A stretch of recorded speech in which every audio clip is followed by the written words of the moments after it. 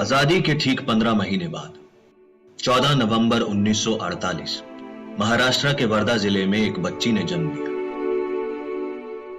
लड़की के जन्म पर पूरा परिवार शोक में डूब गया और उस लड़की को नाम दे दिया गया चिंदी। गरीबी ने उस लड़की से चौथी कक्षा के बाद पढ़ाई का हक छीन लिया।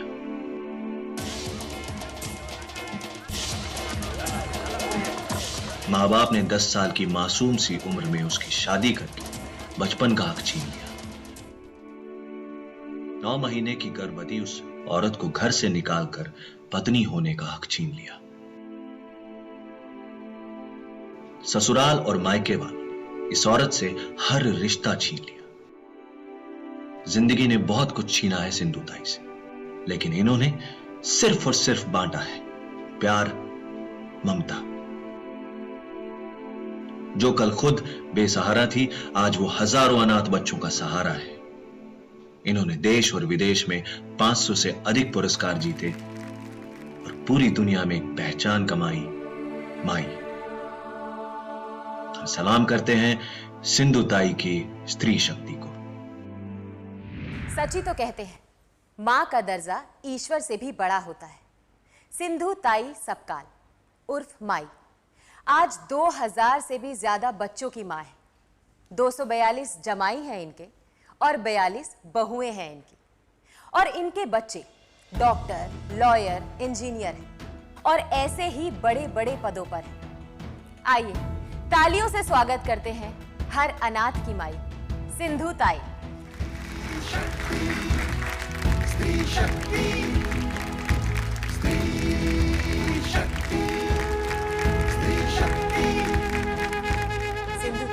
स्त्री शक्ति के मंच पर आपका बहुत बहुत स्वागत है। सिंधु जी, आप अपने बचपन के बारे में कुछ बताइए। आपका नाम चिंदी क्यों पड़ा?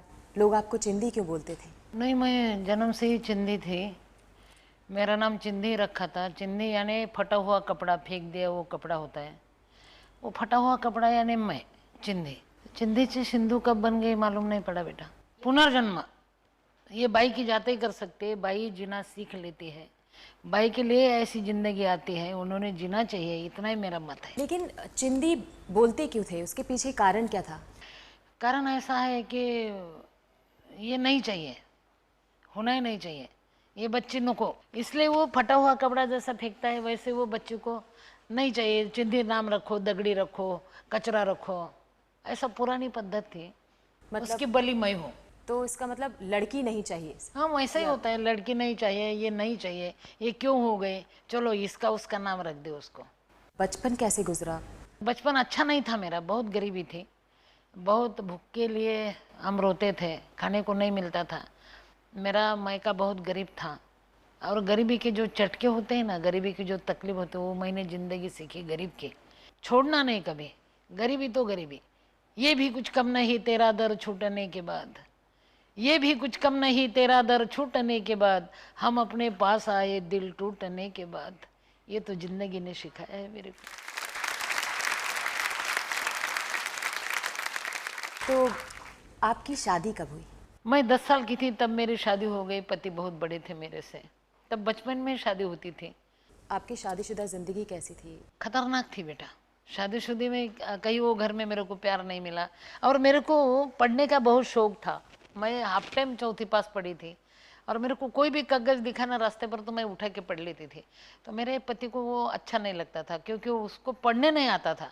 तो ये अपनी पत्नी होकर पढ़ती, वाइफ होकर पढ़ती, और मैं मर्द होकर भी नहीं पढ़ सकता। उसको गुस्सा आता था, वो मेरे कागज मेरे सामने जलाते थे। अरे! और मेरे को मेरा कलेजा जल गया ऐसा लगता था। इसीलिए मैं वो कागज जो रहते थे ना वो मैं चबा चबा के खा लेते। और मैंने बहुत कविता खाई और अभी वो आ रही है अंदर से ऊपर, क्या करूं। मैंने पहले खाया फिर अंदर से बाहर आया। आप लिखती थी और सिर्फ छुपाने के लिए उसको खा देती थी? मैंने खाया, बहुत खाया। मैंने लिटरेचर खाया, कविता खाई, अभंग खाए, सब कुछ खाया। और अभी मेरे को वो मदद के लिए आया। मेरे अंदर कविता ही कविता है। तो आप अपनी कोई कविता हमें सुनाइए। मेरे को ना बेटा ये बहनाबाई बहुत अच्छे लगते थे। उसका कोई लिटरेचर आता था, उसकी कविता आती थी। हमारे ये मराठी के कवि है जी। तो बहिणाबाई बोलती थी कि अरे रडता रडता डोळे भरले भरले आंसू सरले सरले आता हुंदा के उरले। रोने के टाइम आंसू आते हैं मगर वो पूरी जिंदगी भर नहीं आते, वो थोड़े टाइम आते हैं, फिर बाद में हुंदका आता है, आंसू चले जाते हैं। तो वो दगा देते हैं, इसलिए रोना मत, आंसू के हाथ पकड़ के चलना चाहिए। आपके पति आपके साथ कैसा बर्ताव करते थे? नहीं, वो अच्छे बर्ताव नहीं करते थे बेटा। मैं तो बहुत छोटी थी, मेरे को समझ में भी नहीं आता था क्या संसार है, क्या जिंदगी है, और मैं समाज व्यवस्था की बलि बन गई। मैंने कभी सोचा नहीं कि ऐसी ज़िंदगी मेरे नसीब में होंगे, मगर क्या करें, उन्होंने कभी प्यार दिया नहीं, मेरे को प्यार समझा नहीं। बस देने घेने 50-50 था, बाद में कुछ नहीं था, बस यहाँ तक आ गई। अभी तो वहाँ मुड़ के देखना भी नहीं चाहती मैं, डर लगता है कैसे आ गई मैं यहाँ तक। तकलीफ तो थी, पूरे घर की मेरे को तकलीफ थी, सब मेरे को तकलीफ देते थे, सब मेरे को बहुत तकलीफ में थी मैं। मगर लेकिन क्यों तकलीफ देते थे, उसके पीछे क्या कारण था? मेरे कुछ नहीं, सब बच्चों को ऐसी तकलीफ होती थी उस टाइम। यानी पत्नी जो है ना वो पैर की चप्पल है ऐसे समझते थे वो। यानी हमारे मराठी में बोलते हैं कि बैल मारा बतासे और बायको मारा भी तीसरे दिशे। यानी 3 दिन के बाद बायको ने मार खाना चाहिए, उसको यानी शिक्षा होनी चाहिए, ऐसा उसका मतलब था। और वो मतलब के लिए मैं वहाँ तो मैं मिली थी, क्या करूँ। तो ऐसी क्या बात हुई, क्या हुआ कि उन्होंने आपको घर से बाहर निकाल दिया? नहीं, वो क्या है, वो सेन खाद का लड़ा था, गोबर रहता है ना गैया का गोबर, वो मैं उठाती थी दिन भर और वो गैया चराते थे, तो वो गोबर हमको नहीं मिलता था, फॉरेस्ट डिपार्टमेंट लिलाव करते थे। वो गोबर के लिए मैंने बहुत लड़ा दिया, बहुत लड़ाई मैं, बहुत लड़ी, इतनी लड़ी कि मैं सबको विरोध किया मैंने, यार बिल्कुल नहीं, हमको मजूरी नहीं देते तो हम ये गोबर नहीं उठाने देंगे। यानी 20 साल की उम्र में एक मुलगी यानी लड़की इतना बड़ा करते हैं, वो किसको सहन नहीं हुआ ना। तो जिसको सहन नहीं हुआ उसने बोला कि इसको यहाँ से भाग देना चाहिए, ये तो अपने ऊपर आ सकते है कभी भी, तो भागेंगे कैसे वो, और अपन क्या करें। तो उन्होंने बोला, मैं पेट सी थी, 9वां महीना चालू था, तो उन्होंने बोला कि इनको जो अभी वो पेट से, वो पति को बोला तेरा नहीं मेरा है, जिंदगी खत्म हो गई। यानी बाई को खत्म करने के लिए बहुत अच्छा शस्त्र होता है बेटा, अच्छा होता है वो शब्द है कि कौन सी भी बाई अच्छी हो ना, अगर एखाद्या फड़तूस ने बोला कि ये बच्चलन है तो वो खत्म हो जाते हैं।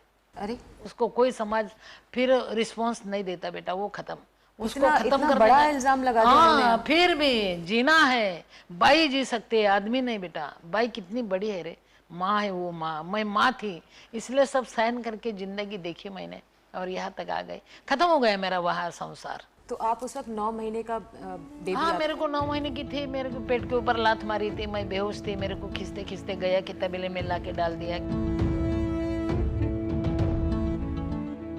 क्यों?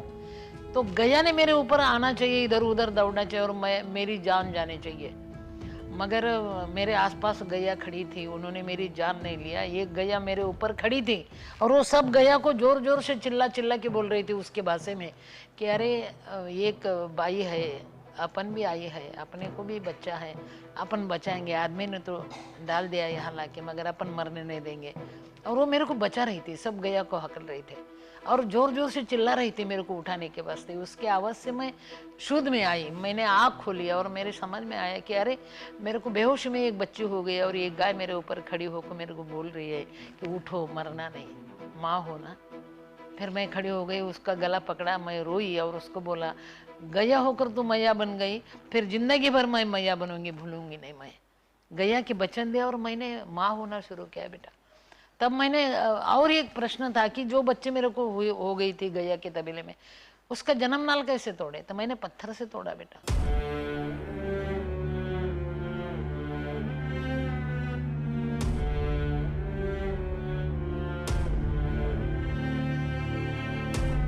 मैंने मेरे हाथ से मेरे बच्चे का नाल तोड़ा, मगर मैं गिन रही थी पत्थर, 1 2 3 4 5 16 दगड़ के बाद, 16 पत्थर मारने के बाद मेरे बच्चे का नाल टूटा और मैंने वो नाल गाड़ दिया और बच्चों को साथ में ले लिया, जिंदगी खत्म हो गई। हमारे लिए आप साहस का प्रतीक हैं।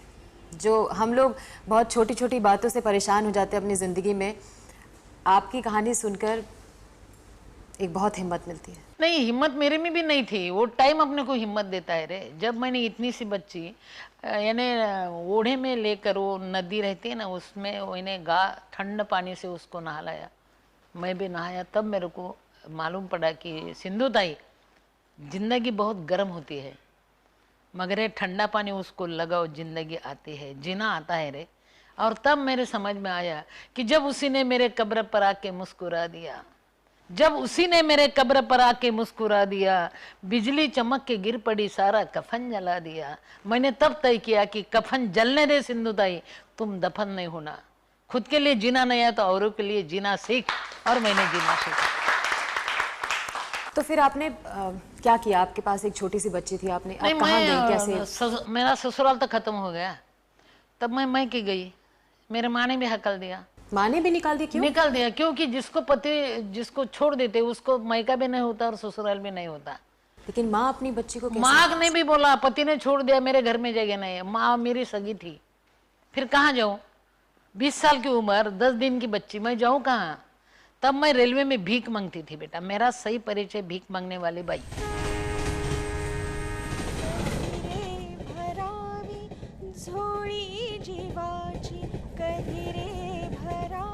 और मेरे को भजन आता था, भगवान का गाना आता था, मैं गाना बोलती थी रेलवे में, और मेरे को खाना मिलता था। पेट में भूख हर रोज लगती रे, 8 दिन के बाद नहीं लगते। मैंने गाना गाया, खाना मिल गया, और वो खाना मैंने बांट के खाया, और अनाथों की माँ हो गई। भूख ने सिखाया मेरे को, आदमी ने नहीं। भूख ने सिखाया, और भूख सहते सहते, भूख की निवाला बांटते बांटते मैं यहाँ तक आ गई। और अभी तो मैं मेरा परिचय देती कि दूध में पकाए चावल तो उसे खीर कहते हैं, दूध में पकाए चावल तो उसे खीर कहते हैं, मोहब्बत में खाए ठोकर तो उसे तकदीर कहते हैं। लकीर की फकीर हूँ मैं, उसका कोई गम नहीं, नहीं धन तो क्या हुआ, इज्जत तो मेरी कम नहीं, मगर जीने के बाद।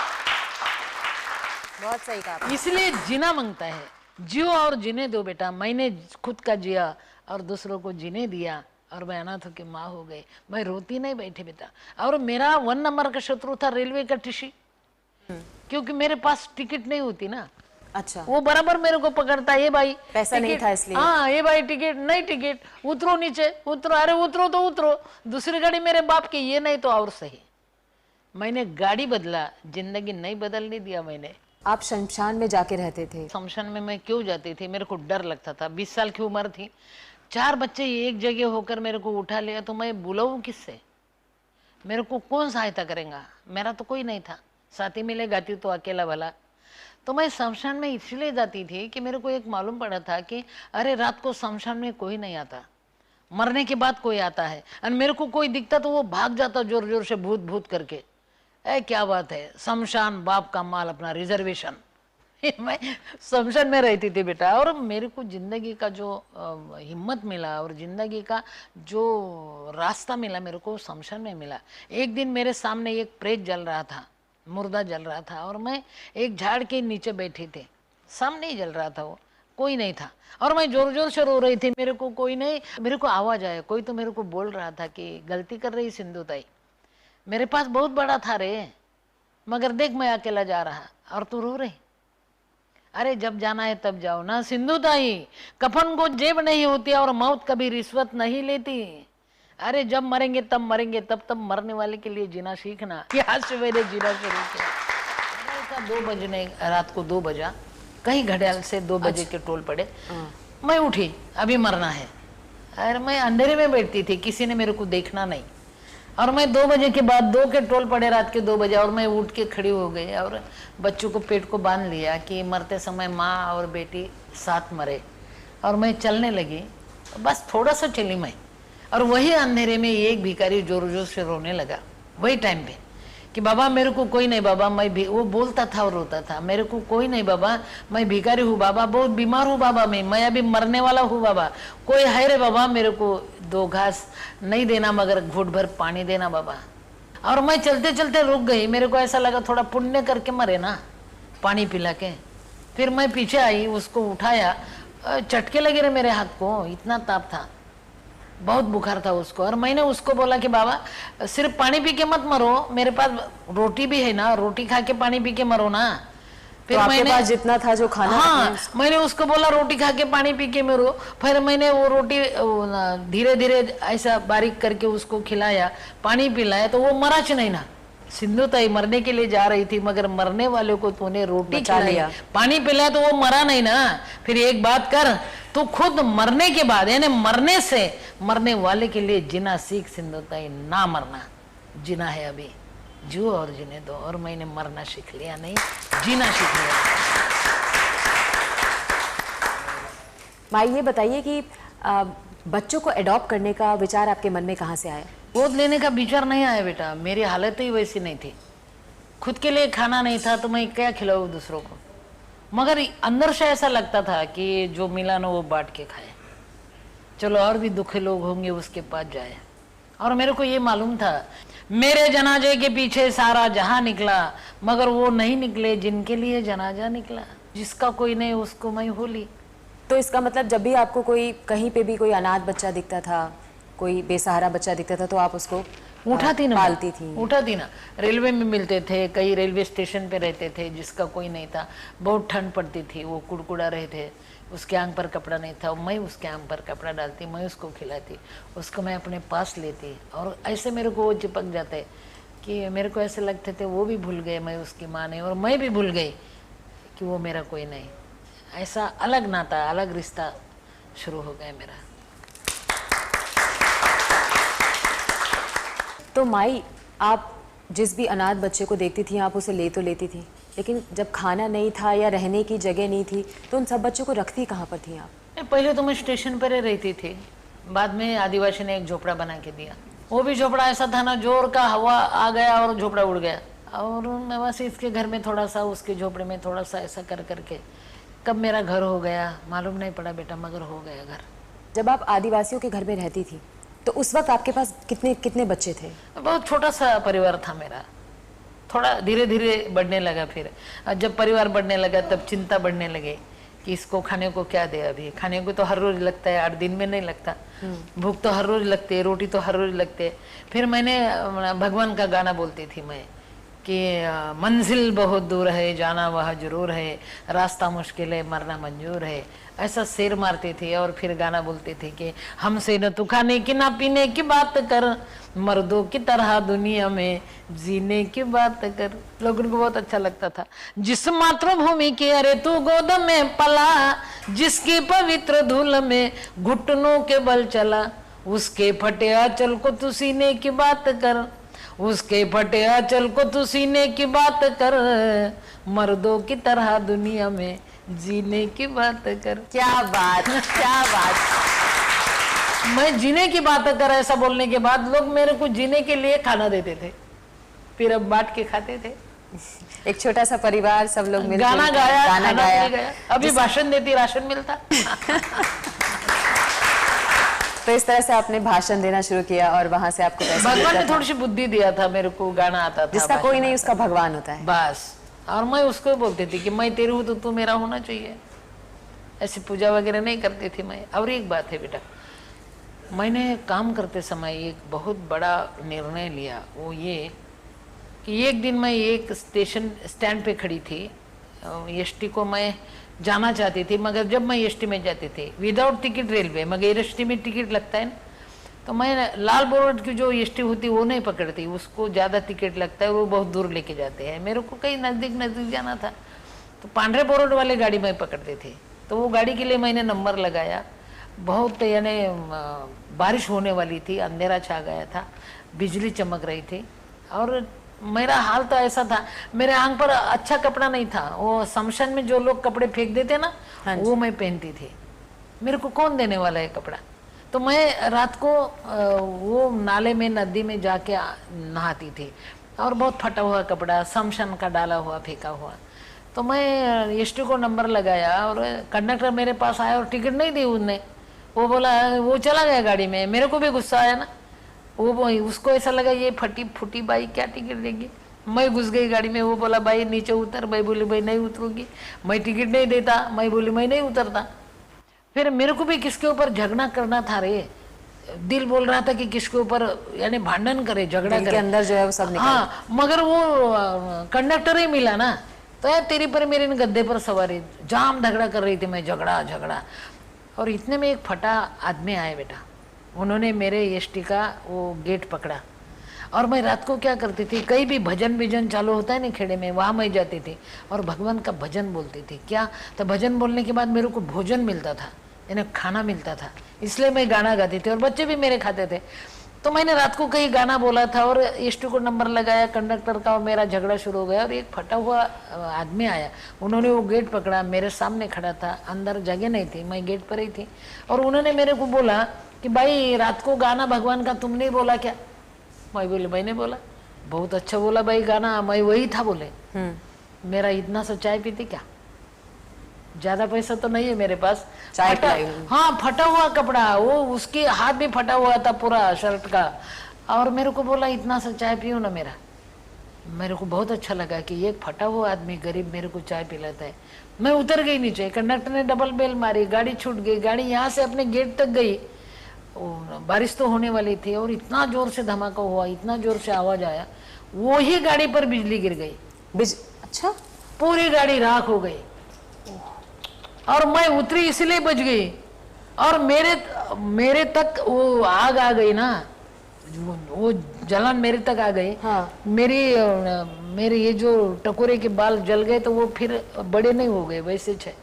और दूसरी बात यह है कि जिन्होंने मेरे को चाय पीने के लिए जो बोला कि मैंने गाना सुना भाई, इतना अच्छा गाना बोला, मैं वही था, तो वो मेरे को नीचे उतरा और मैं उसको बहुत ढूंढा मगर वो मिला नहीं। नहीं मिला मेरे को। उस दिन मैंने सोचा सिंधु ताई, ड्राइवर कंडक्टर पूरी गाड़ी खाक हो गए, 42 बरस हो गए बेटा, तू भी मरने वाली थी ना, तेरे को उतारने वाला कौन? वो तो मिला ही नहीं ना तेरे को, चाय तो पी ही नहीं ना तू। तो उस दिन मैंने सोचा कि तू आज मर गई, कोई भी बचा नहीं, तू भी मरने वाली थी ना, अभी खुद को नहीं औरों के लिए जीना सीख। और एक बड़ा मेरा संघर्ष था कि औरों के लिए जीना हो तो खुद की बच्ची साथ में मत रख। ये मेरा झगड़ा बहुत खतरनाक था, क्योंकि एक तो खुद की बच्ची की माँ हो जा, मैं तो औरों के बच्चे की माँ बन। संभाले हुए यार खुद के बच्चे एक जगह मत रखना, क्योंकि तेरे अंदर की माँ गलती कर सकती है। क्या करना तय बोल। और मैंने तय किया कि मेरे बच्चे को मैं ना माँ नहीं होंगी, मैं औरों के बच्चे के लिए माँ होंगी। और बच्चे कहाँ रखो फिर? मैंने पुणे के श्रीमंत दगुड़ी सेठ हलवाई गणपति ट्रस्ट का जो ट्रस्ट है उसको मैंने मेरी बच्ची दे दिया। आपने अपनी मेरी बच्ची दे दिया और उसको बोला मेरे बच्चे के माँ बाप तुम बन जाओ, मैं औरों के बच्चे के लिए माँ बनूंगी। वो बोले क्यों? तो मैं बोले मेरी अंदर की माँ गलती कर सकती है ना, संभाले हुए बच्चों को मैं ज़्यादा खिलाऊंगी नहीं, थोड़ा पानी पिला के सुलाऊंगी और खुद के बच्चों को अंधेरे में खिलाऊंगी। माँ तो गलती कर सकती नहीं, इसलिए तुम उसके माँ बाप हो जाओ, मैं औरों के लिए माँ बनना चाहती हूँ। और उन्होंने ली मेरी बच्ची, BA तक उन्होंने पढ़ाया है। MSW पतंगराव कदम ने करके दिया जो महाराष्ट्र के वन मंत्री थे। और अभी मेरी बच्ची एक बच्ची की माँ हो गई और मैं हजारों बच्चे की माँ बन गई बेटा। अच्छा माई, 2009 में विश्व मराठी साहित्य सम्मेलन में भाषण देने के लिए आपको अमेरिका बुलाया गया था। वहाँ का कैसा अनुभव रहा आपको, वो हमें बताइए। मैं अमेरिका गई और मेरे ऊपर पिक्चर निकला, मगर जब मैं अमेरिका गई पहली बार मैं परदेश गई थी और मेरे को बहुत डर लगता था कि अरे बाप रे मैं देहाती अडानी बाई और अभी क्या बोलूँ अमेरिका में।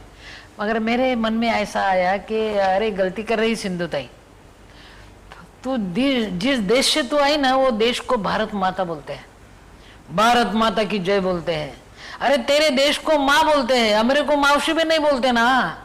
अरे मेरी कॉलर टाइट हो गई, ठोका भाषण ना हो भागते वापस। और एक बात है बेटा, मैं जब स्टेज पे चढ़ी ना तो हमारे जो मराठी लोग थे ना उधर, वो सब जोर से चिल्लाए कि जय महाराष्ट्र। अरे नौवारी बेस्ट है, जय महाराष्ट्र। मेरे नौवारी का बहुत अच्छा लगा मेरे को। और वापस आने के बाद फिर फिल्म निकले मेरे, योगा योग था वो। तो आप यहाँ से अकेले गए थे या नहीं? बच्चा भी था एक मेरा, मनीष नाम का। अच्छा, वो मेरे साथ था। अकेली जाने की हिम्मत नहीं किया मैंने। माई की हिम्मत और इनका संघर्ष इतना प्रेरणादायक था कि सन 2010 में माई के जीवन पर एक मराठी फिल्म बनी और उस फिल्म को नेशनल अवार्ड से सम्मानित भी किया गया। पथरीले रास्तों से फिल्मी गलियारों तक का सफर कैसे संभव हुआ, जानिए इस छोटे से ब्रेक के बाद। जब पहली बार आपसे उस फिल्म के निर्माता निर्देशक मिलने आए और उन्होंने कहा कि वो आपकी जिंदगी के ऊपर एक मूवी बनाना चाहते हैं, एक फिल्म बनाना चाहते हैं, तो आपको कैसा लगा? मेरे को डर लगा कि ऐसी कैसी जिंदगी है मेरी कि फिल्म बनाने जा रहे हैं ये लोग, मेरे को फंसा रहे कि क्या, डाउट आया मेरे को। फिर मैंने बोले यार बाबा मेरे जिंदगी में क्या है ऐसा? वो बोले नहीं माई सब कुछ है, हम बनाना चाहते हैं। हाँ बोलो। मेरे से हाँ लिया, उन्होंने बनाना शुरू किया। मगर जब फिल्म बन गई और उन्होंने पूरे सम्मानित लोग को बुलाया, मेरे को भी बुलाया, और पहली बार जब उन्होंने मेरे को फिल्म दिखाया तब मेरे को ऐसा लगा कि बहुत जोर जोर से रोना चाहिए अभी। बहुत रोना आया मेरे को अंदर से, फुट फुट के रोना चाहिए अभी। मैं रोने वाली थी मगर मैंने इधर उधर देखा, सब लोग रो रहे थे, मैंने मेरा रोना कैंसिल कर दिया। मैं बोली आप सबने रोना, मैं नहीं रोती। ऐसा फिल्म का ये था बेटा। तो आइए आपको माई की जिंदगी पर, उनके जीवन पर बनी मराठी फिल्म की कुछ झलकियां दिखाते हैं। स्वतःला काय तू स्कूल इन्स्पेक्टर समजलीस की काय? कोणत्या बी वेळेला वर्गात घुसायला? काय करायची साळण काळा? पिकल तर पुढे जाईल. अहो पोटीने पुढे जायचं म्हणजे लगीन करून सासरी जायचं.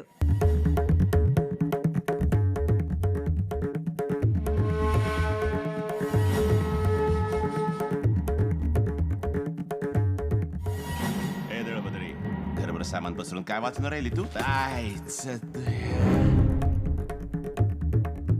शिक्षण म्हणजे नुसतं लिहिणं वाचणं नाही, जिंदगीत आपल्या जीवाला वाटल तेच करीत राहणं हे पण शिक्षण झालं की. हे बोरमाया नाही.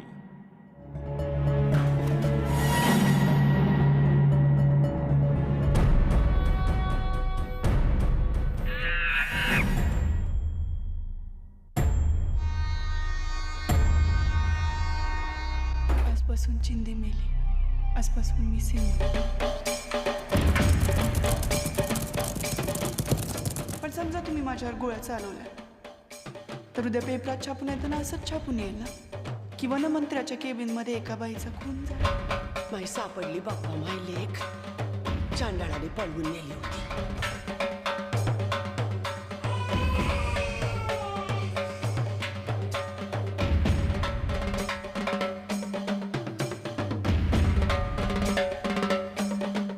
ज्यांना कुणी नाही त्यांना मी हाय. मला फक्त एकच नातं कळतं, मी एकच नातं जगते, आईचं आणि मुलाचं. मला बाहेर तरी पडू देत ना. ते म्हणतात परमेश्वराला जगात सर्वत्र पोचता येत नाही, म्हणून त्याने आई निर्माण केली. कि मरना नहीं जीना सीखो। फिल्म देखने के बाद हजारों भाई मेरे को फोन करती है कि मैं मरना चाहती थी मगर अभी फिल्म देखने के बाद नहीं मरना चाहती, अभी मैं जिंदी रहनी चाहती हूँ, मैं जीना चाहती हूँ। जीने का हौसला दिया आपने, लोगों के मन में जीने की वजह पैदा की है। और एक बात है बेटा, मैंने अनाथ बच्चों को पाला, उसकी माँ हो गई, मगर मेरी बेटी का जो ममता है मेरी, जिसको मैंने छोड़ा, उसका मैं पहले आभार मानती, क्योंकि उन्होंने माँ को नहीं छोड़ा होता तो मेरे को क्योंकि अनेक बच्चे की माँ नहीं होना होता बेटा, मैं डर जाती, हार जाती मैं, उन्होंने छोड़ दिया इसलिए मैं माँ हो गई रे।